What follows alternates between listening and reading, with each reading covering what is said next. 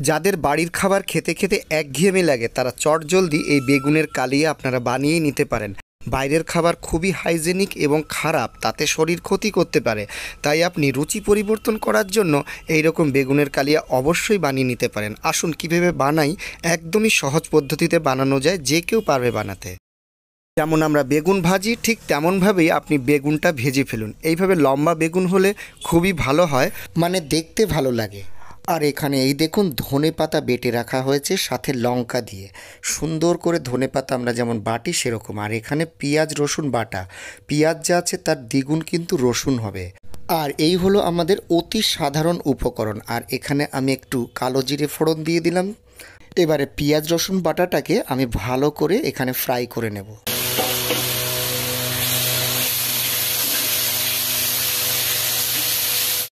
এবারে এর সাথে আপনি আন্দাজ মতো নুন হলুদ মিক্স করে নিন। ব্যাস, এবার ভালো করে কষাতে থাকুন।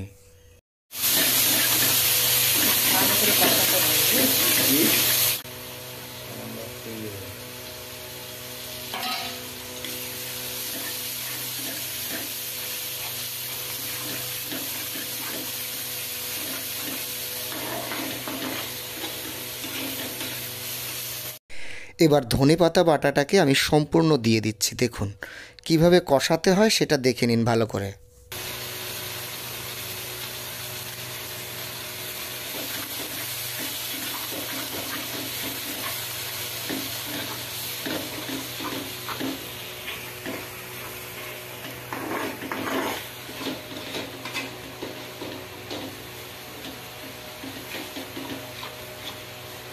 এবার সমস্ত বেগুন ভাজাটা দিয়ে দেবেন। ব্যাস, এবার সুন্দর করে মাখাতে থাকুন। দেখবেন খুব সুন্দর একটা ঘ্রাণ আসছে। ধনেপাতার ঘ্রাণ তো এমনিতেও সুন্দর লাগে। হ্যাঁ, এইভাবে অল্প আঁচে মাখাতে মাখাতে আপনাদের বেগুনের কালিয়া তৈরি হয়ে গেল। দেখলেন কি সুন্দর চটজলদি বেগুনের কালিয়া তৈরি হয়ে গেল। মনে হয় যেন এক থালা ভাত খেয়ে নিই।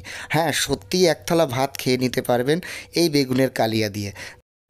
তাহলে আজই বানিয়ে ফেলুন এই বেগুনের কালিয়া আপনাদের বাড়ির পরিবারের জন্য। আর আমার এই চ্যানেলটি যদি ভালো লাগে অবশ্যই লাইক শেয়ার সাবস্ক্রাইব করতে ভুলবেন না।